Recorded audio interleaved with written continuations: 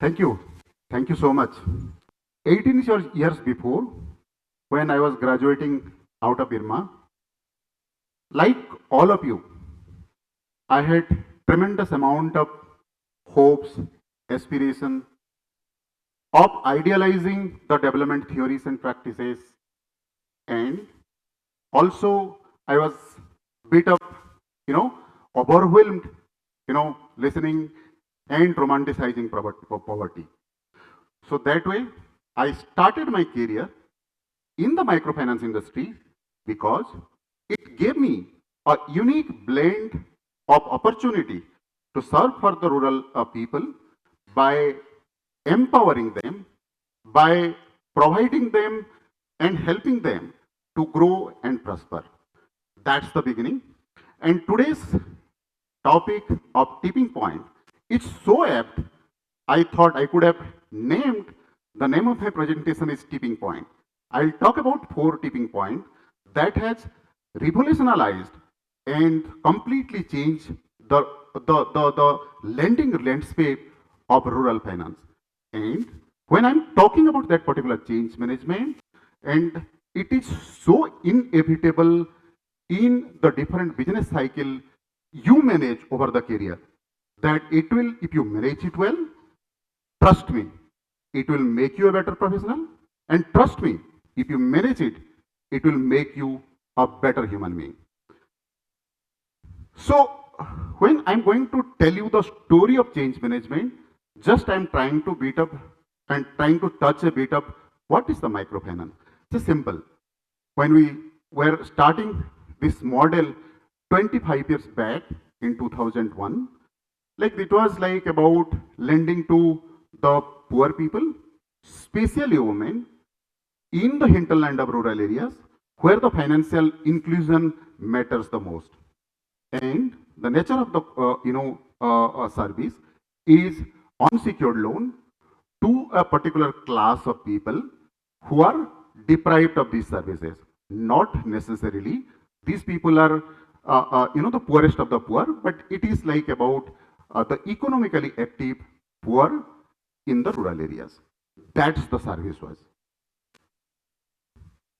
And let me start the journey with a bit of history when Professor Muhammad Yunus successfully experimented about this model in Bangladesh, followed by a host lot of work.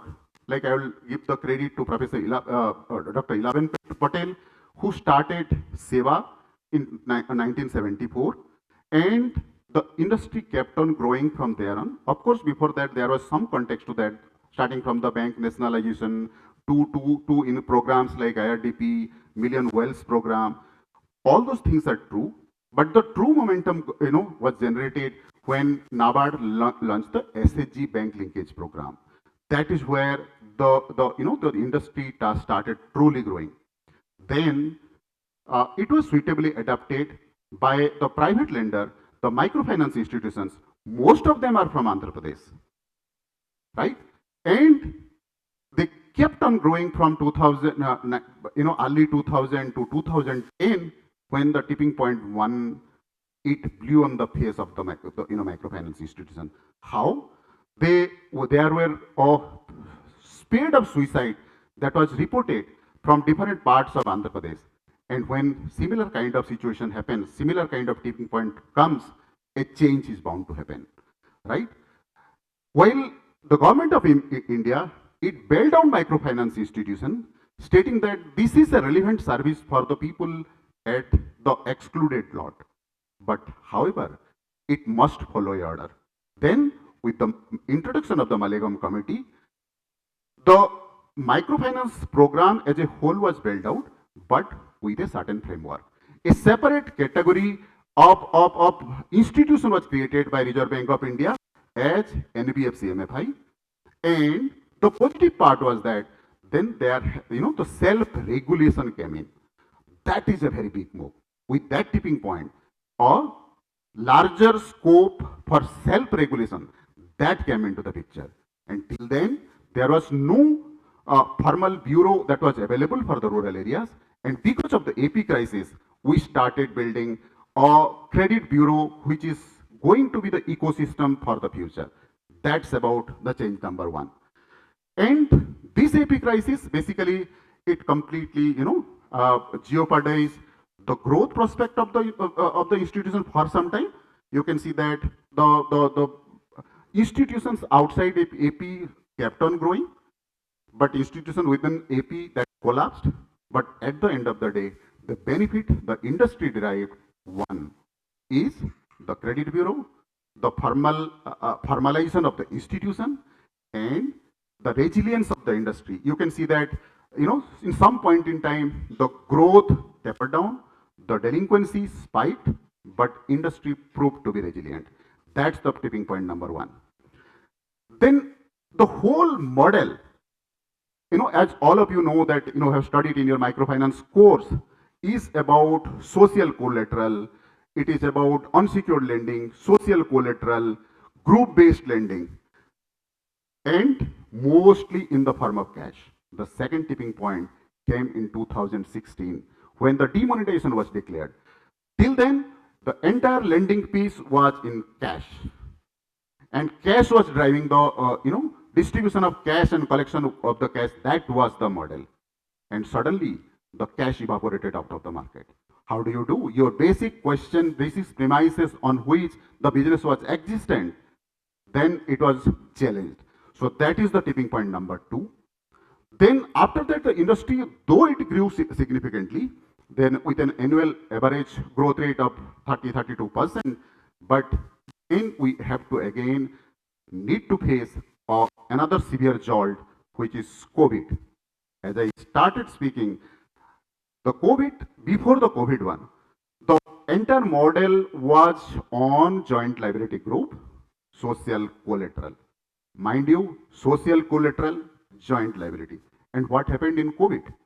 Like, the group-based lending, the first one picture, you can see that, this is like the pre-COVID center meeting and the joint liability. Second one, from the social collateral, you kept on telling a tangentially opposite viewpoint, is social distancing. The very premises of the model got challenged again. Then, again, that was the time the UPI and everything was gaining momentum, and the model was taking a shift for the adoption of the technology. And unless you adopt technology, then this model is not going to work. Post the demonetization, post the COVID, then again, because the need of the financial service, need of liquidity was on its peak, then industry from 2021 to 2024, it grew leaps and bounds. Then what happened? The COVID brought in and introduced technology to the market. COVID introduced fintech to the market, and these customers also getting digitally literate. And these customers, for some point in time, let me tell you, during 2020-21, if a rural person, wanting a loan, be it for any purpose for that matter, for buying a cattle, to educating the sons, to a hospital bill, microfinance was only solution. Then, with the advent of technology and with the advent of fintech players, the customer choice increased, and that has taken a shift. And I also told you that for some time we preached on social collateral, group-based lending, and from there on the shift is to individual behavior, the group behavior, taking a shift to the group behavior, taking a shift to individual behavior, changed the entire dynamics. Then what happened? Then the penetration of the banks and the financial inclusion index, both were growing. People were demanding services and product which is suitable for the current requirement. And this particular data, this particular piece of information when I'm talking, is people who were earlier taking only microfinance and dependent on the microfinance for their livelihood support, they started assessing different product and service. This talks about exactly today, when you run a bureau of the microfinance customer, out of that 100 customer, 20% already have been taking gold loan. market to market, it may be different. But the truth is, they are assessing microfinance customers are graduating and migrating out of microfinance. That is the context. And today, microfinance, if we limit ourselves only to microfinance, not service the customer with a host lot of products and services, we are going to be laggard. This is what the change has happened. Earlier, it was the feet on street model that was taking the precedent, from where you have to go to the advanced marketing. From a physical assessment of the customer on the doorstep to you have to rely on the statistical modeling and the predictive analysis. The customer was declaring the income for some time, then now you have to forecast the income. That is the change. The cash-driven economy has bound to be totally cashless. So the joint liability, as I said, has almost evaporated, and their customers are very, very aware about their individual bureau record and individual credibility. The model has changed, and for the service expectation, it has changed drastically. Customers are no longer loyal to a particular company or loyal to a particular person, but that has taken a shape to the brand loyalty. The brand that offers them host lots of product, services in the offering, and with a minimum of the TAT, that is going to flourish. And of course, fintech has brought in this competition. All other competition earlier, from the bank, NBFC, small finance bank, those were terrestrial competition. Now, today we have a direct competition, which is like an aerial competition, for which we have to stay prepared. This is what I was talking about. The financial inclusion index has been increasing. All the kind of services, be it credit, savings, insurance, and all the kind of, including mutual fund, money market mutual fund, treasury bills, it is reaching to the rural people. And that is the context, the things have to change. And today, when I evaluate the rural market, a sustainable microfinance institution or institutions which is willing to work in the rural areas must understand the need of the customer. It is no more a microfinance story, it is no more a financial inclusion story, but it is all about the story of customer service. It is all about the customer centricity. If the customers are there, you will make the customer happy with a customized suite of products and services, then you are bound to thrive. And that is what the innovation has to happen, right? This is the fourth tipping point. Today, in the last I told you the overall gross portfolio of the microfinance institution has decreased from 4,25,000 crore to nearly 3 lakh. Why has that happened? That has happened because these customers are more conscious and more empowered what they exactly want. And that is where the innovation is to come. And this innovation, you people, after graduating from here, are going to drive in the rural market. So that's the point, guys. Thank you so much. Thank you.